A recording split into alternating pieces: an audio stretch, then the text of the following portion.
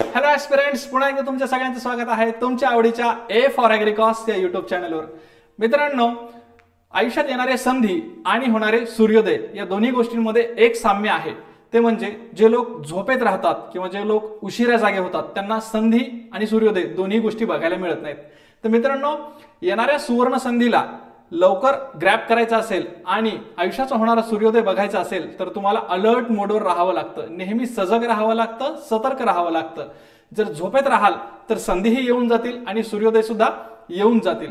मित्रांनो, त्यासाठी जेव्हा तुम्ही स्पर्धा परीक्षेची तयारी करत असता त्यावेळेस तुम्हाला नेहमी सतर्क राहणं गरजेचं आहे।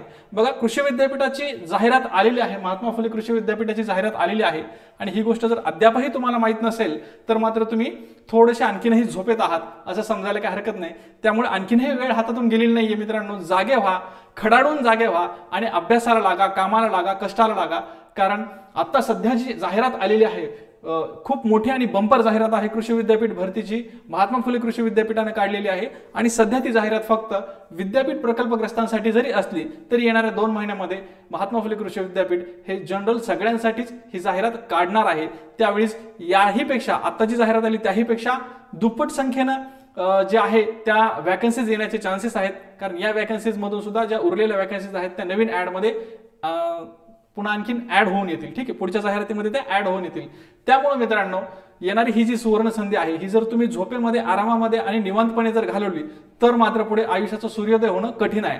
मित्रांनो, त्यासाठीच या सगळ्या ज्या अपडेट्स आहेत हे अपडेट्स तुम्हाला वेळोवेळी मिळणं सुद्धा गरजेचं आहे आणि हे अपडेट्स जर तुम्हाला वेळोवेळी एकदम टाइमवर जर पाहिजे असतील आणि याच्या रिलेटेडचं सगळं मार्गदर्शन जर वेळोवेळी पाहिजे असेल तर मित्रांनो, मी सचिन वाघमारे तुमच्यासाठी ए फॉर ॲग्रिकॉस या यूट्यूब चॅनलवर नेहमी अपडेट्स घेऊन येत असतो। मित्रांनो, तुमच्या सगळ्यांना एक तुमचा सिनियर भाऊ म्हणून रिक्वेस्ट आहे की या चॅनलला नक्कीच सबस्क्राईब करा।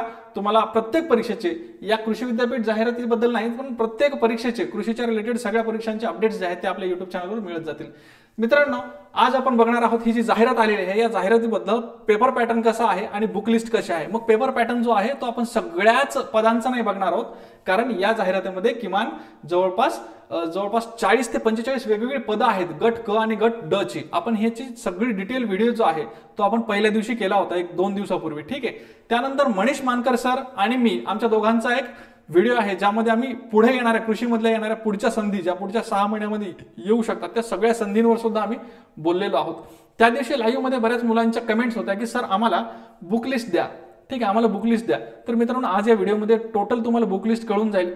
मग या बुकलिस्ट मध्ये किंवा या पेपर पॅटर्न मध्ये तुम्हाला काय वाटतं की जो जनरल पेपर जो आहे, जनरल मुलांचा जो पेपर येईल त्यावेळेस त्यात काही बदल असणार आहे का? तर 99.99% कुठलाही बदल असणार नाही। सेम पेपर पॅटर्न जो या जाहिरातीमध्ये आलाय प्रकल्पग्रस्तांसाठी तोच पेपर पॅटर्न आणि तीच बुक लिस्ट जी आहे ती पुढच्या जाहिरातीला सुद्धा लागू राहील।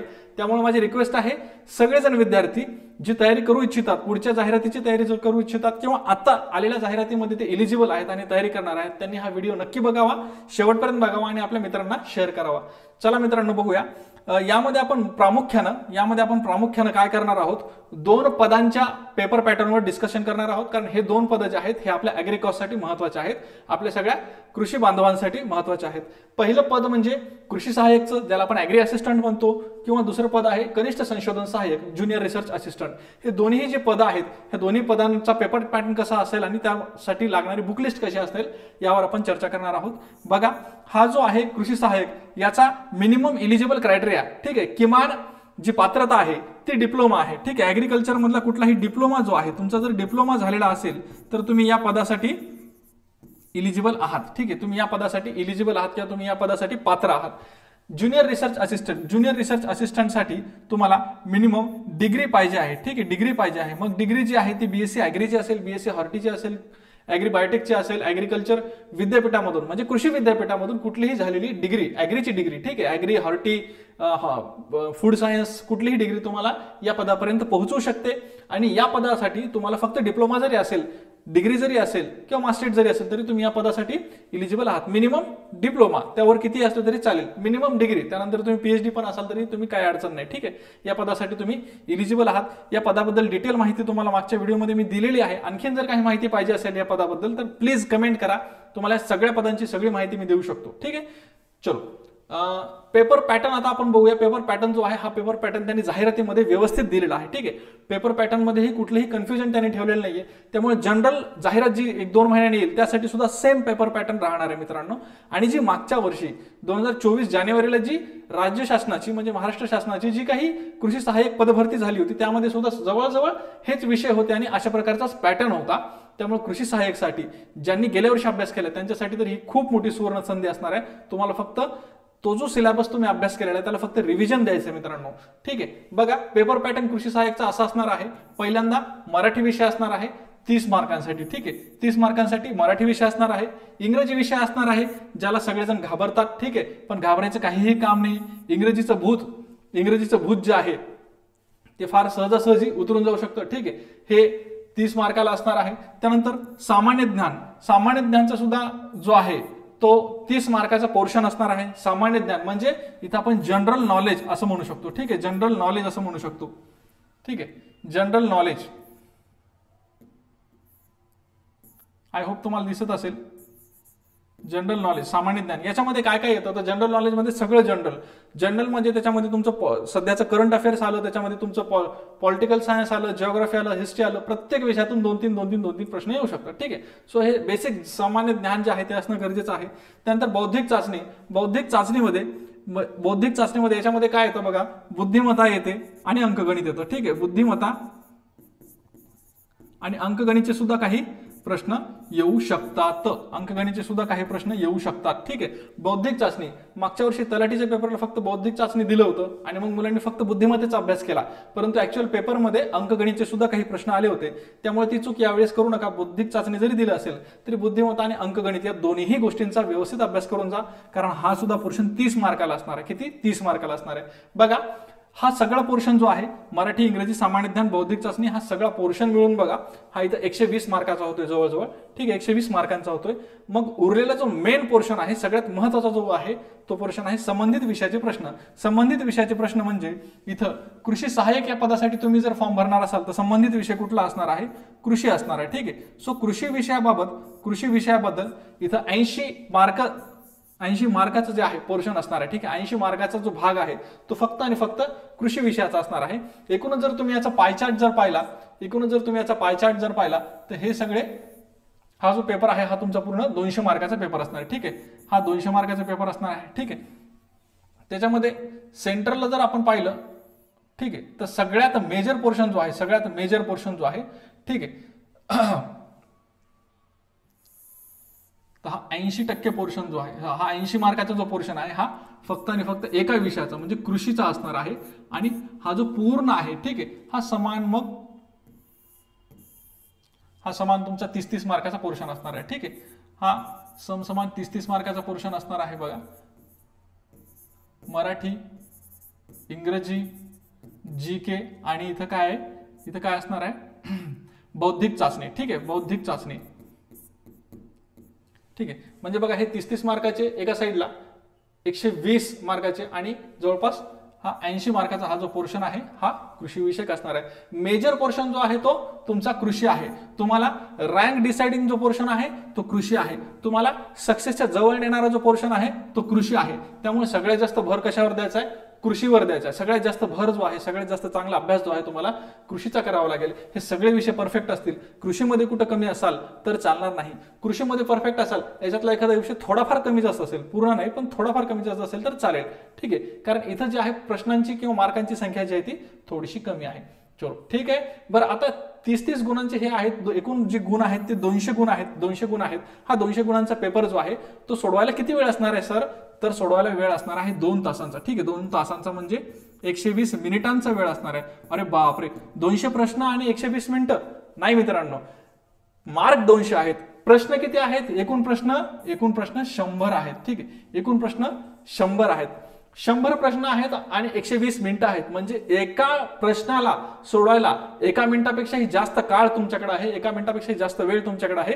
मिनिमम 1 मिनिट तुम्ही धरून चला. 20 मिनिट तुमच्या परीक्षेमध्ये पुन्हा रिवाइज करण्यासाठी, चेंज करण्यासाठी, बघण्यासाठी वगैरे चालेल. ठीक आहे, मग सर इथं 100 प्रश्न आहेत, मार्क 200 आहेत. याचाच अर्थ काय? ही गुणसंख्या जी आहे ती प्रतिप्रश्न 2 असू शकते.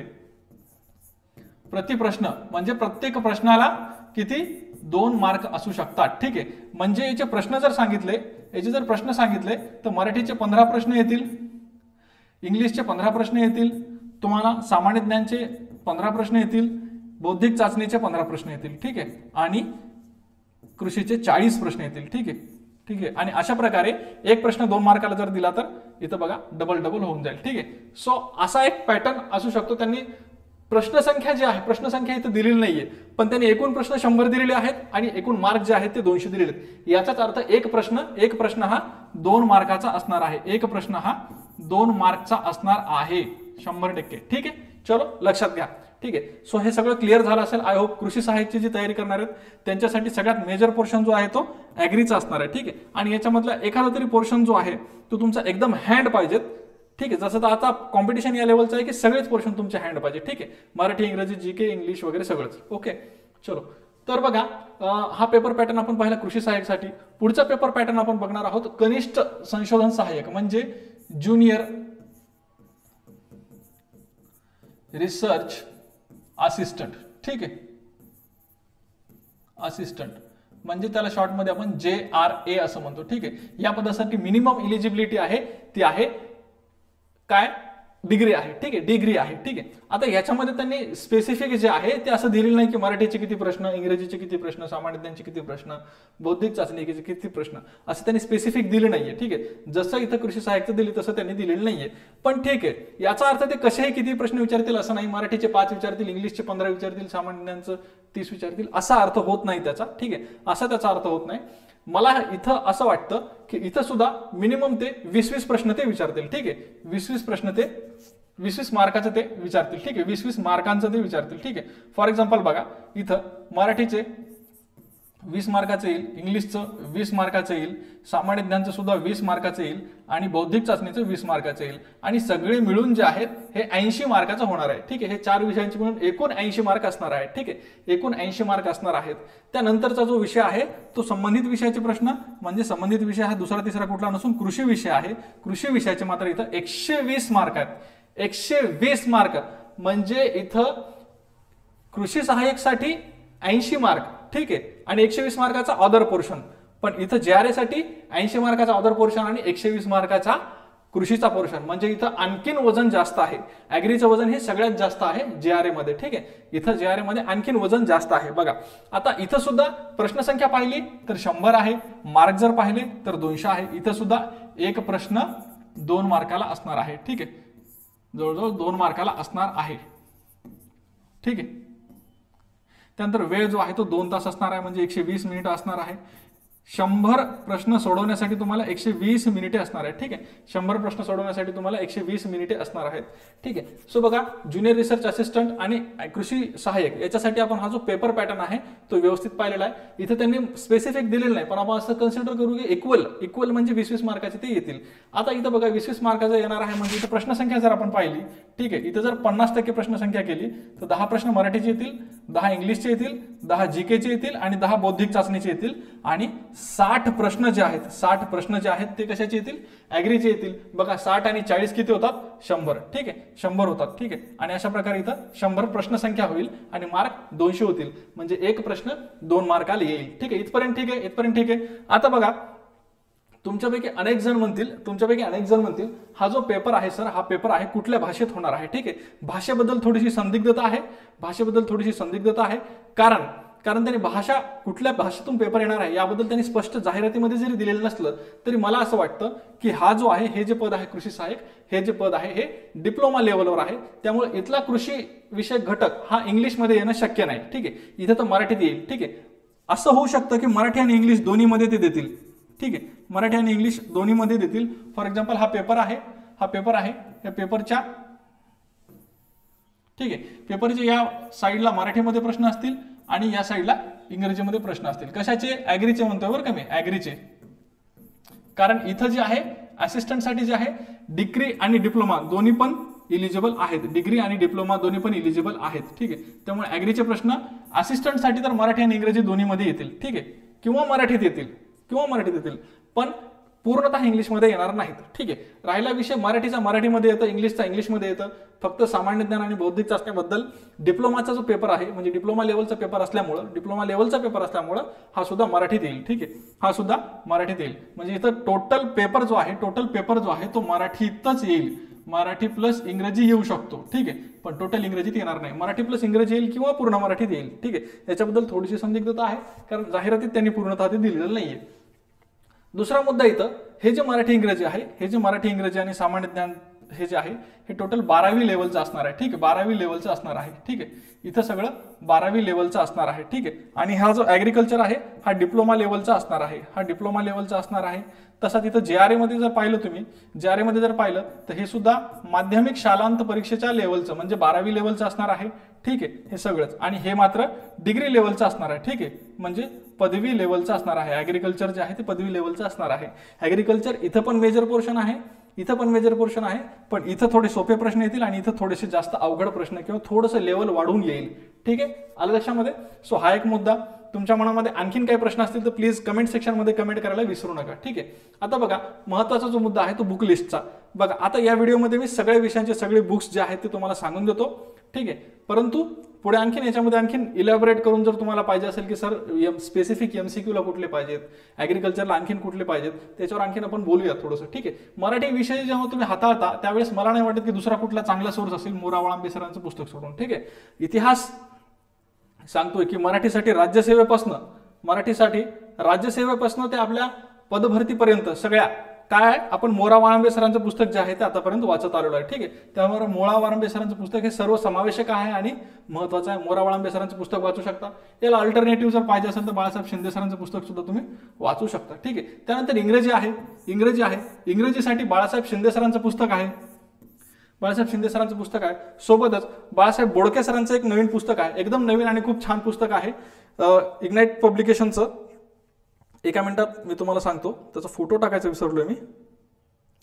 त्याचं टायटल तुम्हाला सांगतो.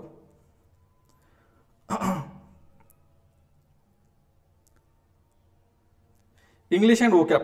ठीक आहे. English and vocab IBPS TCS pattern. हा पॅटर्न आता आपल्याला हस्तगत करणं गरजेचं आहे. IBPS TCS pattern English and vocab ह्या पुस्तकाची खासियत काय असेल तर याच्यामध्ये वोकॅब पण इन्क्लूड आहे. ठीक आहे.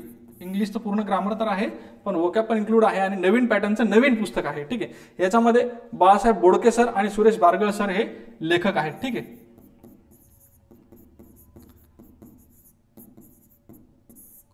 बाळासाहेब बोडके सर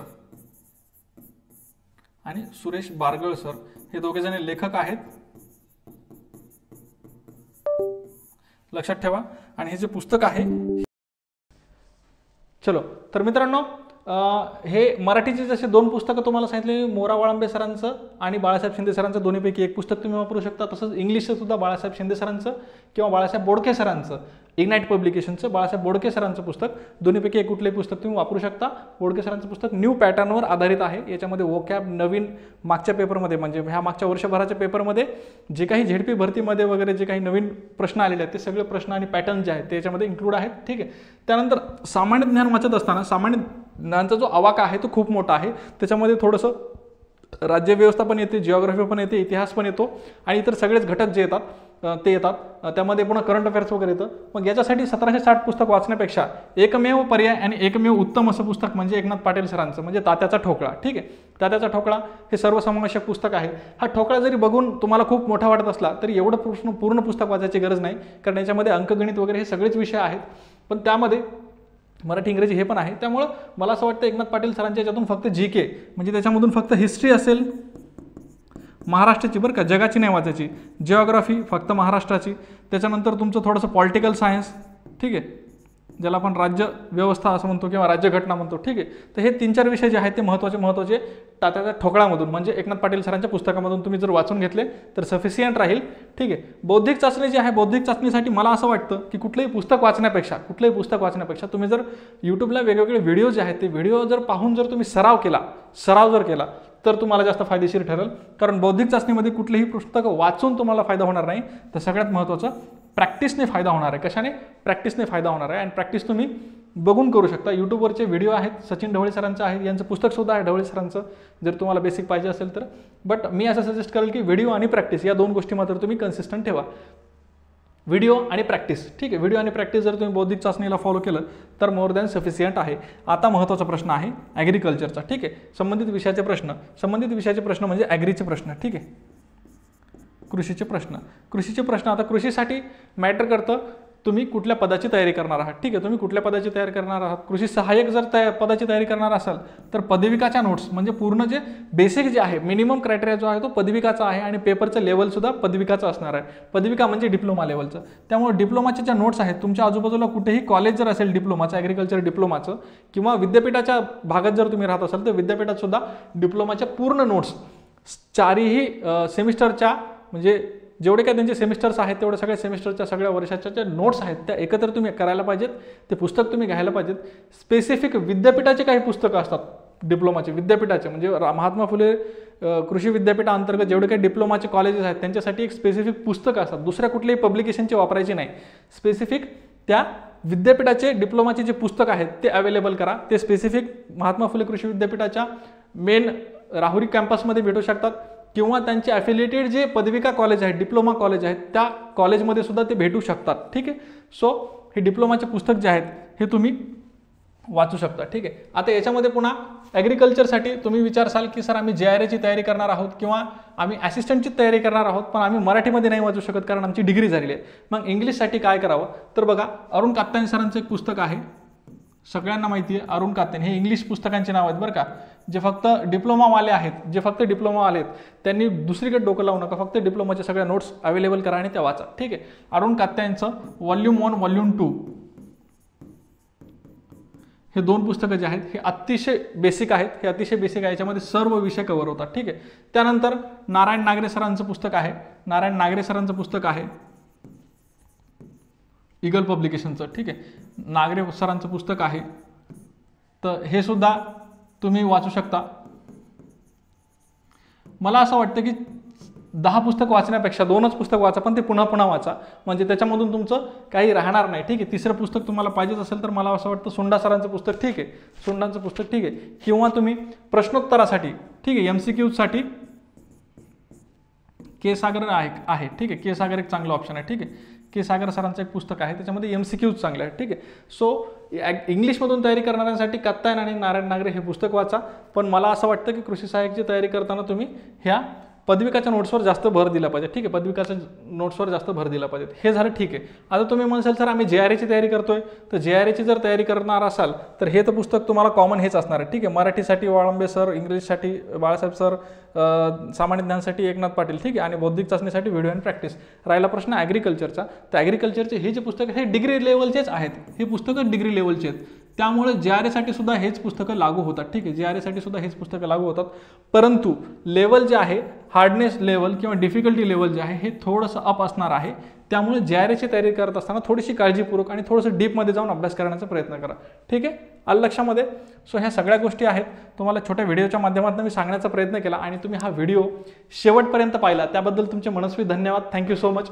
आणि मित्रांनो, असे वेगवेगळे व्हिडिओ या यूट्यूब चॅनलला येत जातील. याच्या रिलेटेड तुम्हाला आणखीन काही माहिती पाहिजे असेल की सर आम्हाला याच्यामध्ये MCQचे पुस्तकं सांगा, याच्यामध्ये डिस्क्रिप्टिव्हचे पुस्तकं सांगा, याच्यामध्ये कन्सेप्ट क्लिअर होण्यासाठी आणखीन कुठले पुस्तकं वापरता येतील, कुठल्या विषयावर जास्त फोकस करायचा, कृषीमध्ये कुठल्या विषयावर जास्त फोकस करायचा, मनात जो प्रश्न येईल तो फक्त कमेंट बॉक्समध्ये टाका.